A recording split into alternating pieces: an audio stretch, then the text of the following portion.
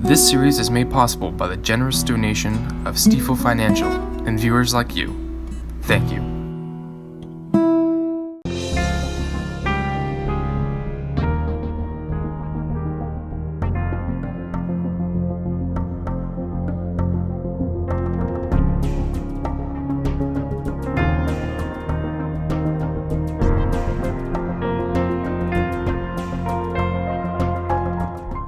Hello, and welcome to Where Do We Go From Here, a series that explores issues that matter, always locally, sometimes regionally, nationally, and to the world at large.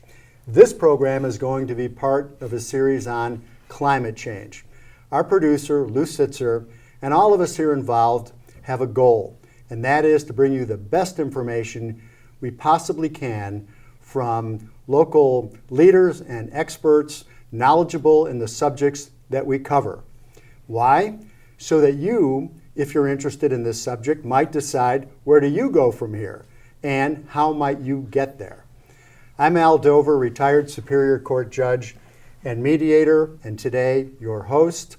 My guest today is Steve Eubanks, who is a forestry consultant. I'll tell you a little bit more about Steve in a moment. At the end of the show, I'll tell you how you can watch this series and past episodes of it, and how you can contribute to this series if you're so inclined. All right, let's get started. Welcome, Steve. Thank you. Glad to be here. Thank you. In addition to currently being a forestry consultant, Steve Eubanks has a forestry and civil engineering degree from Oregon State University College of Forestry. He spent 38 years and has that kind of experience being a district ranger on 2 districts, a program leader for the National Recreation Strategy, forest supervisor on 2 national forests, the Chippewa National Forest in Minnesota, and most recently, the Tahoe National Forest. He's worked in Russia and other countries since 1995 with the Forest Service International Programs Branch, World Bank, USAID for International Development, and many Russian agencies in sustainable forestry, fire management, biomass, and illegal logging. Currently working as a forestry consultant in the United States and internationally. This includes work with Placer County and the Placer County Air Pollution Control District in sustainable forestry, biomass energy development, and carbon credits. He's also the chair of Nevada County Biomass Task Force that has been working for 8 years on establishment of a biomass energy facility in western Nevada County. What a mouthful, right? Holy moly. I was afraid there I might even be contributing to climate change with too much hot air, but it's all worth it because I had such a fabulous background. It's been fun. Yeah, and to have someone with your expertise here is really a pleasure, and thank you. I really think the first question, Steve, is what is biomass for those that may not have any clue what the term even is? Well, very simply, biomass is plant material. And it can be various kinds of plant material depending on the technologies that use it. But what we're talking about in this case is energy facilities that use biomass is primarily wood. And so it's wood that comes from the forest, or it could come from construction waste or things like that. And basically it's ground up into form that can be utilized, generally kind of chips and grindings. But that's what biomass is in its simplest form.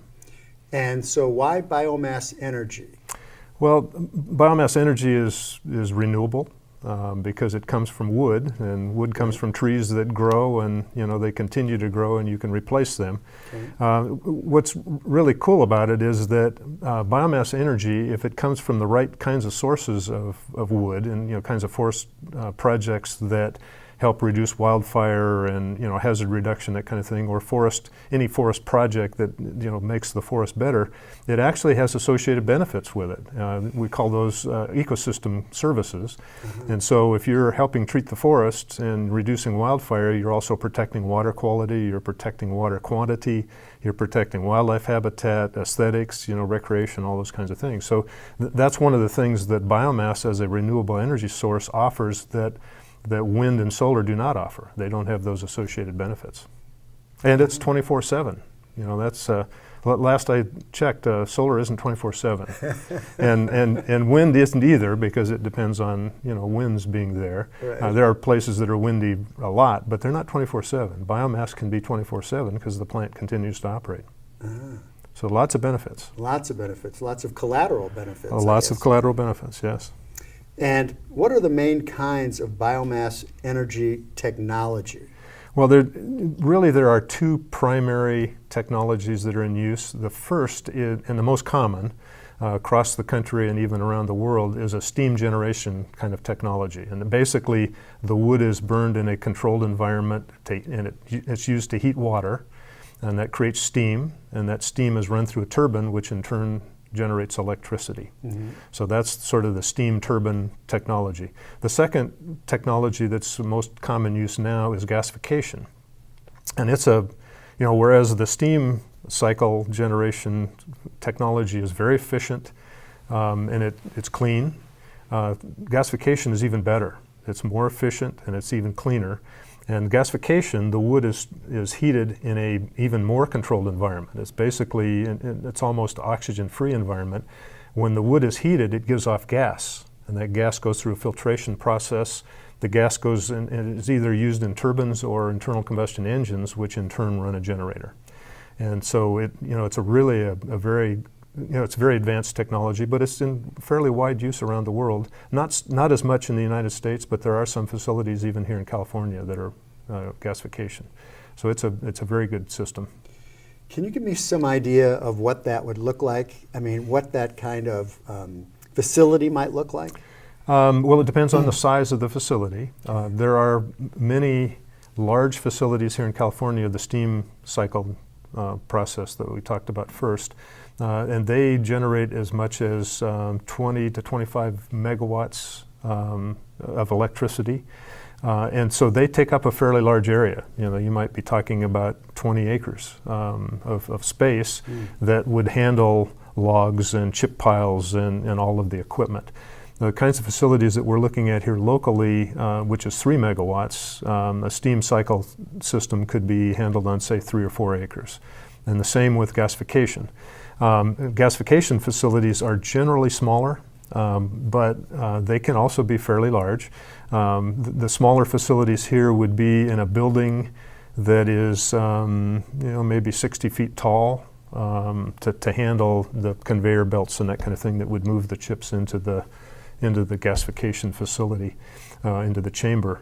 The one thing that and if you've gone by probably steam cycle systems, there's one, SPI, Sierra Pacific Industries, has one down in Lincoln. And people drive by those and they see a large smokestack. Right. And I say smokestack, it's actually just a stack because it doesn't give off smoke. And people will see emissions coming out of it, but it's generally steam because those systems are so clean. What you don't see in a gasification system is a stack because the gas that I talked about earlier goes through an internal combustion engine, so it comes out an exhaust. And it's very similar, if you've seen buses that run on natural gas, that's essentially what you would have with this kind of a system. It's a very, very clean process, and so it doesn't need a stack. And you would not see anything coming out of it, basically. So to me, this sounds like this big box building with a conveyor belt coming in with all kinds of, be it wood chips or wood logs. chips, yeah, wood chips. Wood chips. Wood chips, yeah. And then it goes through that process, which I gather means in some fashion this is being Wood is heated. heated. Yep. And then it's whatever comes off of that. I mean, that's not smoke. That is. Well, it's gas. It's gas. No, so now think about this. This is kind of interesting. Most folks, you burn wood in a fireplace. Right. You're not burning wood. You're burning gas. Because what happens is that once you get the fire started with paper and kindling or whatever, you're heating the wood and it gives off gas, and the gas is what's actually burning. And so what's left after all of that is ashes and charcoal. Right. Well, with a gasification system, that happens in a chamber, generally. Okay, most gasification systems in a chamber. And the gas comes off and it's captured and it goes through an internal combustion engine or a turbine and runs a generator. Again, for most gasification systems, what's left is the charcoal material. It's called biochar. And that biochar is actually sequestered carbon then that is used for a number of products. It can be used for water filtration, but the most common is a soil enhancement. Where people actually, there were studies of Inca farming from centuries ago, and the Incas learned this a long time ago. If they put charcoal in the soil, it actually enhances the productivity of the soil. It's not fertilizer. It enhances the productivity because it changes the composition of the soil so that it will hold nutrients better and has more mycorrhizae places for mycorrhizae to grow. And so it actually enhances the productivity. And so biochar has a really good market now around the world, even in here in California. And lots of farmers are relearning Inca technology, I guess, and probably technology that was even used here in the United States but just wasn't as popular. So it's fascinating. It is fascinating. And what's interesting is that in some cases the biochar is actually worth more money than the electricity that's produced in the systems, depending on what the power purchase agreement is for that particular facility. So, how is that? How's that energy then stored? It's not stored. Usually it goes into the grid. Goes right into the grid. Right. Yeah, it would just be hooked into the grid. And we'll talk about that if you want to talk about some of the challenges of electricity Pretty sure that's generation. my next question. What are the main challenges with biomass energy? Okay, well, let's talk about that, because one of the main challenges is the cost of bringing those chips to the facility. Right. Generally, they're coming from up in the forest, or they could be coming from the community with hazard reduction projects. That material has to be ground into the chips and then transported in large trucks to a facility. You would think, well, you could take the logs down to the facility, but that's actually a very inefficient way to haul the wood material. It's much better to grind it into chips so it's compacted into the trucks. And the cost of doing that is relatively high. And so the cost of the processing and transportation is one of the challenges that you face. You can't haul chips from huge distances. Generally, there's what's called an economic working circle, which might be 45 miles, 60 miles, depending on the quality of the roads. And it's sort of a time issue. And so rather than the miles, because there are places that are 10 miles from town that might take you an hour and a half to get there, whereas places that are 30 miles from town only take you 30 minutes to get there. Probably more than 30 minutes, 45 minutes. Gotcha. So all of that processing and transportation is the first challenge. The second challenge is getting permission to hook into the grid. The grid is primarily owned by PG&E around California, and PG&E is not always receptive to new biomass energy being put into their grid. So despite what you may have heard from different ads on TV about green energy, PG&E is not always receptive, and it costs a lot of money sometimes to hook into the grid. By a lot of money, I mean in some cases they are requesting $5 to $10 million just to hook into their grid and add your power. All right, so here I'm lost. Yeah. In terms of why are they so then unreceptive, or why are those costs so enormous? In some cases, you'd have to ask PG&E that question. As the why. I'll talk to our producer. Yeah, I know. Not in terms of why they're not receptive. Some of the costs are related to, in some cases, to improvements that they have to make locally to their facilities that will accept the power coming from the facilities. In other cases, that doesn't appear to be the case. They are just not receptive to new biomass energy coming into the grid. Now, having said that, there are other options. One of those options is that some of the facilities or some of the technologies that are available now for gasification and et cetera for processing biomass can produce liquid fuel. And that liquid fuel then doesn't have to go into a grid. It can actually be sold.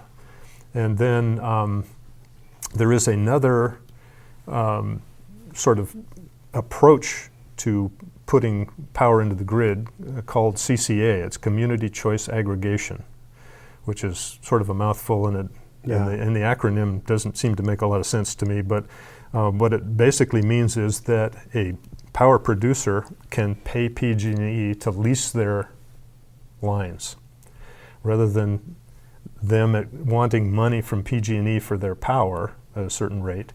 They can lease the lines and they can sell to consumers directly. So let's say that if we have a facility here locally, we hope to have one, and the local owner could say, I'm going to go into Grass Valley, Nevada City area, and I'm going to ask how many people would like to sign up for power from my facility at a certain rate. And then he would lease the facility, or lease the lines, the grid, and he would sell his power directly to consumers around the area, which is kind of a neat concept. It's green energy, and so there are businesses and people that would be interested in buying that power. For sure, I would think so. Yeah. When you talk about liquid fuel, Yes. what fuel is that? Well, it's a form of hydrocarbon fuel. Basically, it's not quite gasoline. I think it's like an artificial diesel, but it can be widely used, and I'm not the expert on the liquid fuel part, but there are technologies that do provide that. All right, very interesting. Maybe you've touched on this, but I'm still curious. What about then? Is there no air pollution from an energy facility? Is it any kind of issue at all in this? It's virtually non-existent. And what's interesting is that if you look at the source of the material, and remember what I talked about is that the source of the material coming from forest projects and hazard reduction projects, the waste material from those projects, which is generally the limbs and the tops of the trees, and could be smaller trees, it could be some trees that were cut that have no economic value as lumber. If you take a look at what generally happens with that material is that it's piled and burned out in the forest, or if you're talking about a hazard reduction project around town here, in many cases it's either the chips are just spread out on site, or it could be hauled to a landfill. In some cases they're utilized in a facility, but not always. So the bottom line is it's material that's not being utilized, it's being disposed of in other ways for the most part. That disposal creates air pollution, okay? It creates CO2, methane. If you're burning it, it also creates what's called black carbon, which is small particles in the air, microns in size. Methane has been shown to have about 27 times the effect of CO2 on climate change as, on a per weight basis. Black carbon has about 900 times the effect of CO2 on a per weight basis. The biggest sources of black carbon are wildfires, and in this state, I think like 66% of the black carbon comes from wildfires in this state. So if you can reduce the wildfires, but open burning provides some of it as well. So if you can take this material and instead of open burning it, taking it to a landfill or whatever, where it still gives off all the gases, if you can utilize it in an energy facility, you reduce most of the greenhouse gases. If you're using the steam cycle technology, it doesn't reduce CO2 because when you burn CO2 in a steam cycle facility, it gives off the same amount of CO2 as open burning, but you reduce black carbon, you reduce methane, you reduce volatile organic compounds, and some of the other associated emissions. If you burn it in a gasification system, you dramatically reduce the CO2 because it's sequestered in that biochar that we talked about earlier. So when you talk about emissions, there are almost no emissions coming out of the stack, except for, in the case of the steam cycle, you have CO2, but you're not black carbon and methane and all those other things. Yeah. So I don't know if I answered the question probably in more detail, but they're virtually pollution-free from that standpoint. You answered it just fine, but it raised so many questions in my mind that I'm, Yeah. that I almost don't know where to start. Yeah, well, let me just put it this way. Theoretically, you could locate a biomass facility in downtown Grass Valley, Right. and you would never know, emissions-wise, that it was even there. And in fact, the benefits would be that you would, if we were doing enough forest management that's creating the biomass, you would be actually helping clean the air because you're eliminating the open burning and you're helping reduce wildfires and all that kind of thing. I wanted to ask you, if I may, something about wildfires then. Yes. Because just given your background, I think it'd be interesting for the listeners. There's a lot of, I don't know if there's a lot of controversy, but I always thought there was around let those forests burn versus no, let's try to put out these fires. Yeah. But I had never heard before today about that, what sounds to me to be hugely negative consequence of wildfires. Yeah, and again, it's a complex issue, and Probably a whole nother show. Well, I suspect it could be. Yeah. But in simple terms, a certain amount of fire is natural in our forests. Right. And particularly here in California, we have fire-adapted ecosystems. The issue is that our forests are no longer in a natural state. The amount of biomass that's built up over the last century and a half or so is no longer natural. So when wildfires burn, people say, well, the fires are natural, let them burn. They're not natural anymore, and that has been shown. The fires are now getting larger and more intense, and the kind of fires that would have occurred, say, 150 years ago might have been more underburning, burning the smaller trees and the grasses and the brush. Right. Now everything burns, and in many cases, and so you can't really compare it from that standpoint. So now what we need to do, at least in a larger percentage of the forest, is do some management to reduce the fuels so that if a fire occurs, it's not a stand replacement kind of fire everywhere, Right. not high intensity and not larger. And so that's kind of the simple.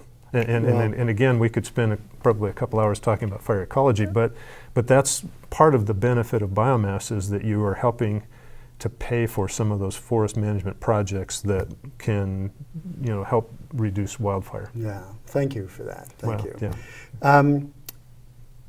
Other than maybe some opposition, a little bit, I guess, with PG&E, is there really other opposition to biomass energy? There can be, and generally the opposition comes from groups that don't want to see forests cut down just to fuel biomass facilities. And I think to some extent that's a real valid concern. You don't want to go out and cut down the forest just to provide fuel. And that is generally not occurring, okay? There are places, I think, where it has in the past, but one of the ways that you avoid that is what we did here in Nevada County. Was that the first thing that we did before we proposed a biomass facility was do an intensive analysis to find out how much biomass was being produced already, and then look at how much of what size of energy facility that would fuel. And we found that, we were looking in general at a 3 megawatt facility, and we can talk about why that is Right. in a minute. And we found that there's more than enough biomass to fuel a biomass facility of that size. In fact, probably 2 or 3 of that size. So if you look at what fuel is available already, and then size your facility accordingly, you're really looking at a sustainable operation. And Go ahead. so the groups that are opposed to biomass generally are looking at it from the standpoint of, not making sure that you don't build a biomass facility and then start cutting down the forest to fuel it, hoping that you can make it sustainable over time. That has been the general opposition. There are, in some cases there is opposition from folks who don't want a biomass facility right next door.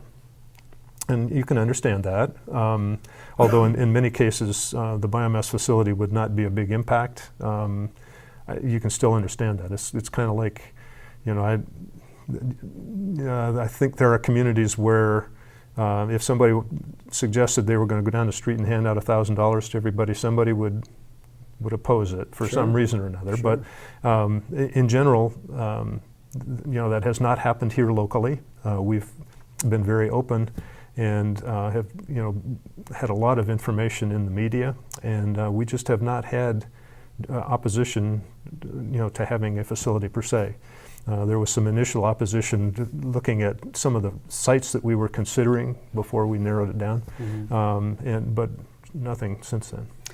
Is it any answer at all to the don't cut down the forests? That I know there's been so much news about all the dead standing lumber Yeah. from the drought Yeah. years. Is that some kind of answer to that? Well, it is as long as you're not talking about going out and taking all the trees. There are benefits to having some of those dead trees out there for wildlife and for soil rehabilitation, that kind of thing, soil nutrient enhancement over time.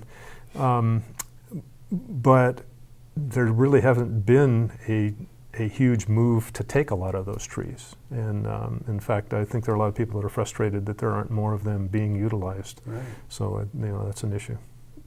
Thank you. So let's talk a little bit about the Nevada County facility. Yeah. And what kind of planning has gone into that proposed facility, and what's the status? It's kind of like where are we going from here with this facility? Well, that's great, and I'm glad we're going to get to that. Well, as you mentioned, our biomass task force started.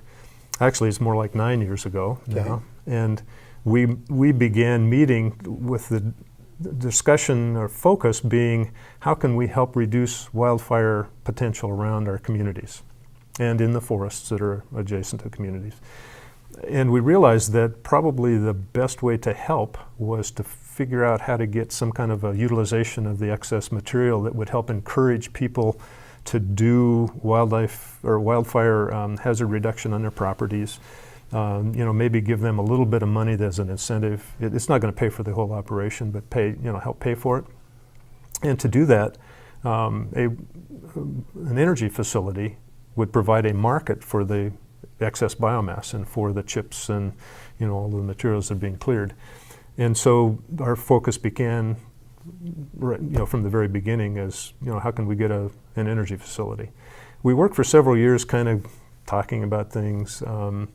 And I guess it was about 4 years ago now, we really decided, we've been meeting for a long time, we either need to get serious or stop. And so we got serious, and we got a grant from the National Forest Foundation and from the Tahoe National Forest to do a biomass feasibility assessment. And that looked at 4 things. It looked at how much material is actually being produced out here and will be continued to be produced over time. What kind of material would it be? What kind of facility would be able to utilize that? What kind of technology? What are the economics of it? Is it going to be economically feasible? And the last thing was, what are some of the feasible sites? Where could we actually locate a facility? And so we went through that process, and we ended up narrowing that. We found out, yes, there's plenty of biomass, as we talked about. Yes, the economics are feasible.